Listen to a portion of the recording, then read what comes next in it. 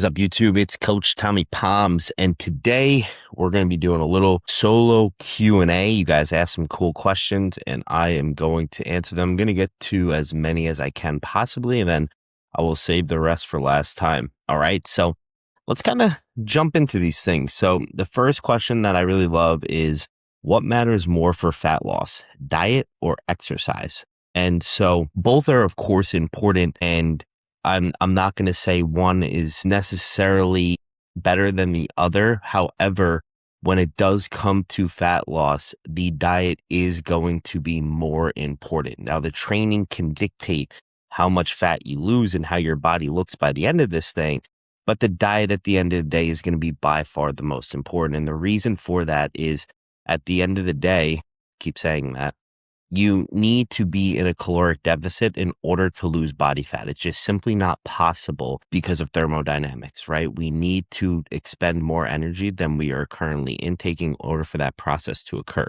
So no matter how hard you train or what type of training you do, you're not going to be able to lose fat if you're not in a deficit, right? You've all heard, you can't out-train a bad diet. And for the most part, that's pretty much true. All right. So if you're someone who really wants to focus on losing fat, you need to put yourself in a deficit. You need to prioritize protein and carbohydrates, and you just need to find a diet that's simply going to allow you to sustain it for somewhere between 6 to 12 weeks, depending upon how much weight you want to lose. Next question. Why am I not losing weight even though I barely eat? So I get this feedback a lot from newer clients who are like, I'm barely eating, and then I give them more food. And they're like, there's no way I'm going to be able to eat that much food and lose weight. And then they end up losing weight. And the reason that most people believe that they're not losing weight and are barely eating is because the amount of food that they're eating, the food volume, is low, but they're calorically dense, right? And then I switch that. I give them a lot of food that doesn't have a lot of calories so that they can stay full for longer periods of time and feel better during their diet, and they lose weight. So a really easy example is like someone could have 500 calories in a Starbucks drink, right? You load that thing with milk and sugar. Next thing you know, it has more than what your meal should be having. Okay. And so you may not be eating a lot of food, but those foods can have a lot of calories. For another really easy example is like people have a salad, but then they'll have a salad dressing that has an additional 30 grams of fat in there, which is going to be an extra 450 calories, right? It's all these like little hidden calories that people don't understand really adds up. Almonds are another great example. People are like, oh, I just have a couple handful of almonds a couple times a day. Well, you just added like an additional 30 grams of fat to your day. So understanding that, right? And the other person that relates to this is they eat really well during the week, but then on the weekends, they end up having, 2 or 3 meals that are off plan that are loaded with thousands of calories. If you've ever looked at franchise nutrition, like franchise restaurants, their nutrition for their meals, they have to, by law, give you a new macronutrient breakdown and how many calories and everything. You guys have to understand one of these meals can be more calories than you're supposed to have for a single day. And then you're doing that on top of whatever diet you're already eating. And then you're doing that twice, 3 times a week. You're completely eliminating the deficit and potentially even going into a surplus, right? Do carbs make you gain body fat? So not directly. Anything you eat can turn to body fat essentially if you're in too large of a surplus. So if you are eating more calories than you burn, then that weight has to go somewhere. That food has to be used as either energy, it has to be stored as muscle glycogen, create new muscle tissue, or become body fat. And the ideal one is that those excess calories turn to muscle growth and potentially store as muscle glycogen. And the best food to have that is going to be carbohydrates. So if we're going to eat in the surplus, we really want the surplus to come from carbohydrates versus eating fat, because when you consume too much fat, the body, the storage capacity for fat is simply storing it as fat, where carbohydrates can store it in the muscle belly as glycogen or the liver. And then if there is essentially no room for it whatsoever, then it will be turned to body fat. But that's a much more challenging process than over consuming fat. The reason people think that carbs make them fat is because they gain weight when they eat them, but they just neglect the understanding that when you consume carbohydrates, carbohydrates also pull more water into the muscle and surrounding tissue. So you're going to gain weight when you increase carbohydrates, and you might have a blurred look for a little bit, but that's simply from the water and carbohydrate combination. Is not body fat, it is water. Okay, so something to really understand there. Do I need to track calories to make progress? Great question. Yes and no. How I like to relate it is, if you were someone who was saving to buy something, let's call it a car, right? And you knew that you needed to save $500 a week for 6 months to be able to afford that car. Would you track your spending? Would you understand how much you're making and how much you're spending each month and ensure you get that $500? The answer is probably yes. You probably wouldn't just go, "Oh, I should be good," right? No, you'd nail it. And that's the same thing for calories. Why not have a really good understanding of how much food you're eating on a day-to-day basis and how much you're expending, and then just make manipulations to your diet based off that for further progress? Sure, it's going to take some time to be able to figure that out, but it's not much. It's, the difference between putting a bowl down, putting chicken and rice in it and eating it versus putting a bowl on a scale, putting chicken and rice in it and then eating it is a matter of 20 seconds at most. It doesn't cost you that much time. And once you understand your calories and how much food you need to eat, it's not like you need to necessarily put it in MyFitnessPal every day. As long as you're measuring accurately, you're going to be fine if you eat the same stuff. So do you need to? No, not necessarily. I have plenty of clients who haven't, who have been successful, but I do think it's a better route. How much protein do I actually need every day? Good question. I just made a video on protein. Actually, you guys can check that one out. But roughly somewhere between zero 0.8 to 1.2 grams per pound of body weight. So if you're 200 pounds, to make an easy number, you'd eat somewhere around 160 to 240. I personally like the sweet spot for most of my clients to be right around 1 gram per pound of body weight. Some people can handle more, some people can't. And I look at digestion as to being kind of the indicator to that. If I see digestion starting to become an issue, I'll typically lower it. If digestion is fine and they really enjoy eating protein, like to feel satiated, I'll bump it up. If we're more in a calorie deficit, I like to sit on the high end to ensure muscle stays. It's to ensure we don't lose muscle. If we're in more of a surplus, I'll probably lower it a little bit, simply because we don't need as much protein, because we don't have much risk of not utilizing that protein towards building muscle. So really depends, but somewhere around that 0.8 to 1 point. Is it possible to build muscle and lose fat at the same time? Yes, it is. For sure. It's a much longer process, and one that won't be as rewarding in the immediate, but over a long term, it will be. So, if you're trying to recomp your body and see those changes without being in a big deficit and lose a lot of fat, it's going to take somewhere around 5-6 months to really see a dramatic change, but it will be. Versus being in a deficit, you start to see progress happen really quickly, and that can be motivating. But it is possible, but it's only possible for select people who are not advanced in the gym. So if you're just getting back into training, you've taken months off, you haven't been locking in your diet. If you lock in your diet and start training hard again, it's totally possible, because there's just so much new adaptations that are occurring. Your body is going to adapt to those and allow for that to potentially happen. My recommendation for someone who wants to do this is to be in a small deficit, like 100 calories a day kind of deficit. And I think you will see really, really great results over time. But like I said, just a longer period. How many days per week should the average person lift weights? My general recommendation for like the average human is going to be somewhere around 4 times. 5 for some, 3 for others. I really like 4 to be the minimum. Like if you can make 4 happen in terms of more so exercising, I like 4 times. And the reason for that is just I've seen there's a large difference when you go from 3 to 4. It's a substantially more progress. You're burning more calories. You are creating a demand to put on more muscle, right? And so there's just a lot of good that comes with that. So I do like to say 4. Now, if you're someone who likes to run twice a week, then 3 weight training sessions per week is awesome. And you're getting in 5 training sessions, so I don't think it's necessary for 4. But if you're someone who is only going to the gym to lift weights, I would like 4 to be the number you shoot for and strive for. But once again, like I've said, I've had people who have done 3 and seen great progress. Excuse me. Do I need to train to failure to build muscle? So yes and no. Okay. The reason I say this is simply because most people don't actually understand what training to failure is. And literally just because you fail a set doesn't even mean you're training to failure, which I know is probably hard for you guys to understand. But the reason I say that is because most people don't know how to train to failure. Okay. And since they don't know what failure is, if they intentionally leave reps in this tank, reps in reserve, they're probably getting nowhere near where they need to in order to grow muscle, right? We want to be somewhere 1 to 3 reps shy of failure during a given set. And if their perceived effort of failure is actually like 2 reps shy of failure, and then they're leaving 3 reps in the tank, they're really leaving 5 reps in the tank, and they're just not getting anything out of it. So I like to teach people what true failure is.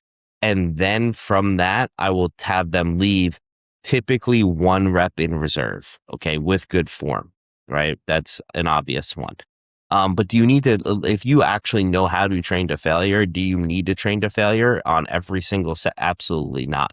I do think there are some benefits on at least going to failure a couple times during your training session, but most of my working sets are like, this is my last good rep. If I go for another, I'm going to fail. That's where I stop, right? Or at least I call it a 50-50 rep. Like I might be able to get it, but I don't know if I can. I leave the 50-50 rep in the tank. How long should a workout last?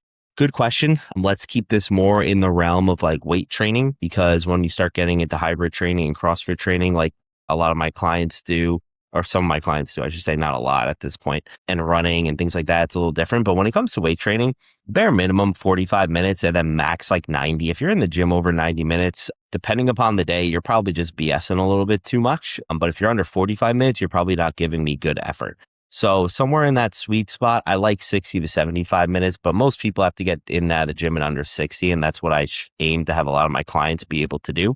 So 60 minutes is a great place to live there. Is soreness a sign that I had a good workout? No, it's not. Okay. And let me explain why. You can go weeks on weeks on weeks without getting sore and grow tons of muscle. And actually, that's eventually what should happen. And that's because your body has adapted to the training, to the movements that you are performing. So it's no longer this like novel stimulus. And so therefore, it's not going to get as destroyed as it did the first time you do it. Okay. So the reason people get sore is because it's simply a novel stimulus. Your body hasn't done it in a while or ever before. And so it creates a large amount of stress and damage to the localized muscle tissue, leaving you sore. Now, the first time I ever back squatted, I probably couldn't walk for a week. Okay. But once I'm now in routine of squatting once a week for, let's call it 52 weeks in a row, I'm not going to be as sore 52 weeks as I was week 1. And that's because my body understands what it's like to back squat. However, if I put on 200 pounds from my back squat week 1 to week 52, I've obviously put on muscle, right? But I haven't gotten as sore. So does soreness the indicator? It's not. It's simply not. Do I think there should be some subtle soreness after a workout and the following day? Yes, absolutely. Like you should be able to tell that your muscles were worked and they are fatigued and they are tired. So by no means am I saying there shouldn't be any soreness, but to the point where like if you're constantly switching your workouts every week and you're getting sore and sore and sore, that's not necessary. That's not a good thing. That's not what you want. You don't want to keep switching the exercises and the movements, because all you're doing is creating a new stimulus for the body, but it's never having the ability to adapt over a long term and make progress. And progressive overload, as we know, is the main driver for hypertrophy. And that is what you want. Okay. Should I do cardio before or after lifting? Great question. It's always going to be based upon your goal, but let's just use it for someone who's trying to lose fat or build muscle and stay healthy. And muscle is the main priority, you're going to do it after. And the reason for that is because you don't want to expend energy during cardio that will then interfere with your weight training, okay? Because your ability to give really good effort there is going to be diminished because you are going to be pre-fatigued from the cardio. So we flip that, we get everything out of what we can from our weight training, and then we go and do our cardio for whatever reason, whether it's general health or fat loss in that situation. It's going to create a better outcome. Now, if you're someone who wants to get better at running, for example, and you have to run either before or after your lift, you're going to run first because that's the priority, and we don't want to take any energy from the weight training, right? Lose any type of motivation, energy, all that good stuff from weight training and then go run after. So it really depends on priority as to which comes first, but whatever you prioritize should come first. Will cardio make me lose muscle? Definitely not. Definitely not. Okay. Cardio, if anything, can help you build more muscle simply because you're going to create really good aerobic adaptations that will help boost recovery and endurance. So, obviously being able to recover more is better. Having better endurance in the gym, being able to do more repetitions, more volume can definitely potentially be really great for building muscle. The only time where cardio can become detrimental is when you really overdo it. If you start to really overdo it, okay, to the point where you're not eating a lot of food, cardio super high, and then you do so much cardio that you can't give good effort to your weight training, then you can start to lose muscle for sure. But most people really don't have to worry about this until they're already pretty lean. But it's still something I would not recommend is like hammering the cardio and dropping the food low, even from the start of a diet. That's not going to be a good recipe for success. Okay. Why does my weight change so much from one day to the next? Well, it shouldn't be varying that much, but it's totally normal to have like a 1 or 2 pound swing here and there. And that simply probably has to do with a few things. So it's going to be water mainly, but why are we having or holding or losing the water, right? So that's going to become based upon our diet. Some people do carb cycling where some days they have more carbohydrates and some days they have less. And as I told you earlier, carbohydrates come with water. So the more carbs you eat that day, then the next day you're going to be a little bit heavier because you now just increase the amount of water you're holding and glycogen. Then you decrease the carbs and the next day you wake up later because you're not holding as much water, right? The other thing, another thing to take into consideration is just how much you're sweating. If you do a crazy long cardio session on a Tuesday, you wake up Wednesday a little bit lighter, but then Wednesday you don't do that cardio and Thursday the weight comes back up. And that's simply because your body rebalanced the water that was needed to feel at homeostasis. And so you kind of went back to this normal baseline. During that time, though, there was no substantial body fat gained or lost in that time period. The weight is simply coming from the water itself. Okay. So that's a easy summary to understand that. Are rest days necessary? Absolutely. They are absolutely necessary. Okay. And you should feel like you need one if you're doing things right. If you don't feel like you need a rest day, then you are simply just not training hard enough. I can guarantee you that. I can promise you that. Okay. Rest is where you recover and recovering is where you grow, right? We go into the gym to create stress. We break down the body, we beat it up. And then rest days are where we recover and grow. So if you're constantly just going to the gym, breaking down, when are you giving it the ability to grow? You're simply not, right? So you have to have recovery days. And when I say that, it's not like, oh, I'm just going to go for a 6-mile run today. That's not a rest day. You are training. You are creating stress. If you create stress, you are not recovering. So it is a full rest day. Yeah, you can go get some steps in, walk around a little bit, 10, 12K, great. But if you're hammering yourself on rest days, you're not going to recover. It's just not going to happen. And you are going to diminish the amount of results that you can create. What supplements are generally worth taking? Good question. I like this one. This is more opinionated than like science-based, I guess. Creatine. I think I don't use it because I've got my genes tested before and I make a substantial amount of creatine. So like my creatine levels are through the roof and I don't take any. So there's that. But I do subscribe to it and I have a lot of my clients take around 5 grams per day. I haven't really messed with the higher number yet of like 20 or anything like that. Once again, because I don't really need to. So to be honest, I'm just not super sure if there are really good benefits there. They're more placebo based, but I do think creatine's worth it. A really good fish oil for sure for heart health. Without a doubt, everyone should be taking one.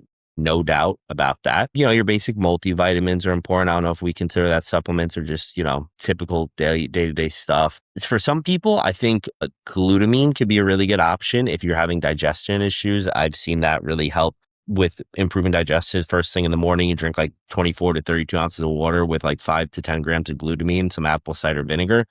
That definitely gets the body ready to use the restroom. Okay. But other than that, I'm not like a super huge supplement guy. I don't consider a whey protein a supplement. That's just protein to me. Like that's just food. But if you do, then yeah, definitely having a whey protein. But those are the ones that I'd mainly generally recommend to people. And then when I have clients who have more specific issues, that's where I'll go down the rabbit hole and start explaining which ones could be a little bit more beneficial for them specifically. Is eating late at night bad for fat loss? No, like at the end of the day, it's all about thermodynamics. So if you were to only eat one meal a day and it was the one meal before bed and you're in a deficit, you're going to lose weight. I don't recommend that. I'm just giving an example as how eating before bed doesn't matter at all. All that matters is calories in versus calories out. But there are some things that come with eating late at night that could be potentially bad. So if you're having like a big meal right before bed, it could disrupt sleep. Like I actually did that to myself yesterday and it definitely messed me up. And so you have to be conscious of that. And then also depending upon like what you're eating before bed will disrupt it more. So if it's like a really high carb meal and there's not a lot of fat, your insulin's going to be spiked while you're sleeping and that could be disruptive for sleep as well. We don't really want high blood glucose levels during that time. But at the end of the day, for some people, actually having a nice big meal before bed can help improve sleep. And then actually, now I'm just going down the rabbit hole. If you're someone who has to train fasted in the morning, having a really large meal before bed is smart because you're going to have all those stored nutrients ready to go for the following day for that workout so you could utilize them. So it's very dependent, but at the end of the day, no, eating late at night is not bad for fat loss. What should I eat before and after working out? Very good question.